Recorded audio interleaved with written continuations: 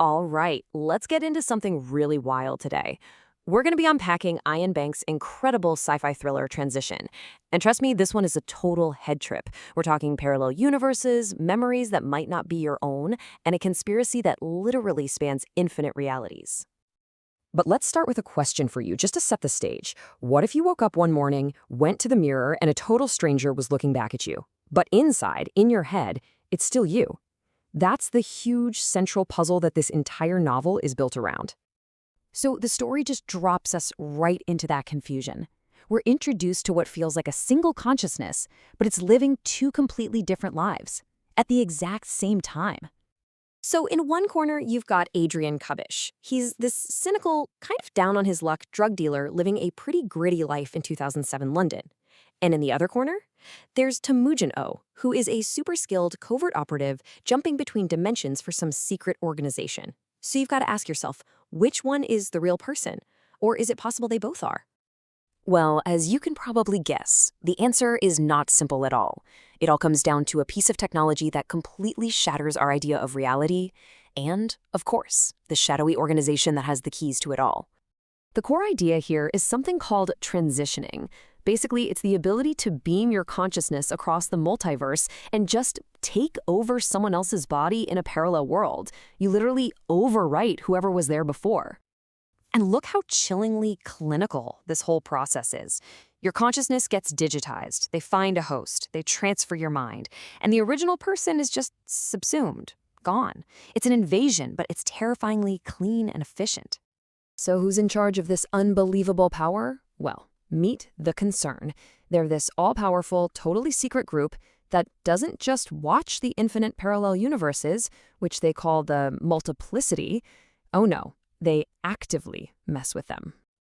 And this really gives you a sense of their insane scale. They're not just spies, they're more like cosmic gardeners, just subtly nudging history here and there to make sure things go their way. This is what happens when you have unchecked authority on a multiversal scale. A paranoid, secretive bureaucracy that answers to absolutely no one while policing reality itself. Okay, so once we've wrapped our heads around this world-bending tech, the book really pivots. It forces us to ask some seriously deep questions about what it even means to be you. I mean, think about it. Are you simply because of your experiences? Is your entire identity just a big library of memories you've collected your whole life? But what if someone could get into that library and start editing the books? What if memories could be implanted or even stolen? What if that past you remember so clearly actually never happened to you? And that right there leads to the ultimate chilling question. If your body can be swapped out and your memories can be completely rewritten, what's left? Who are you, really? Now, the novel doesn't exactly give you easy answers, but it does offer up some really powerful truths that seem to hold up no matter what reality you find yourself in. So let's break down 5 of the big ones. First up, your identity isn't some fixed thing. It's totally contextual. It's shaped by your world, your relationships, everything around you. I mean, if you grew up in a reality where a huge historical war turned out differently, would you still be the exact same person? The book's answer is a hard no. Second, it turns out the old saying is true across every single dimension. Absolute power corrupts absolutely. The Concern, they might have started out with good intentions, right? Maybe preventing disasters, guiding humanity. But when you have infinite power and nobody to answer to, you eventually just start protecting your own power. It's a scary thought. Number 3, the butterfly effect is real, and it is terrifying. The Concern thinks it can make these tiny surgical nudges to history and control everything. But what the novel shows is that one of those tiny little changes can create a massive, unpredictable tidal wave across an entire reality.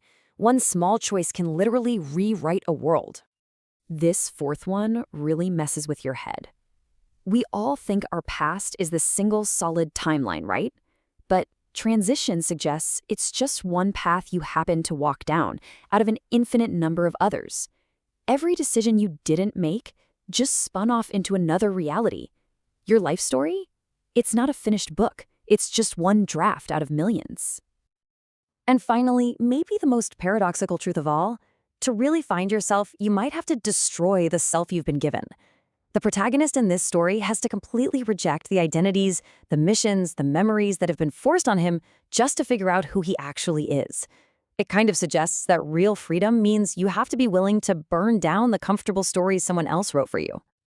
So, to wrap this all up, I want to leave you with one of the most challenging questions that the book throws out there, and I'm going to turn it right back on you. Seriously, think about that.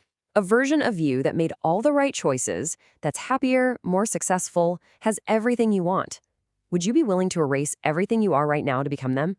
That's definitely something to chew on.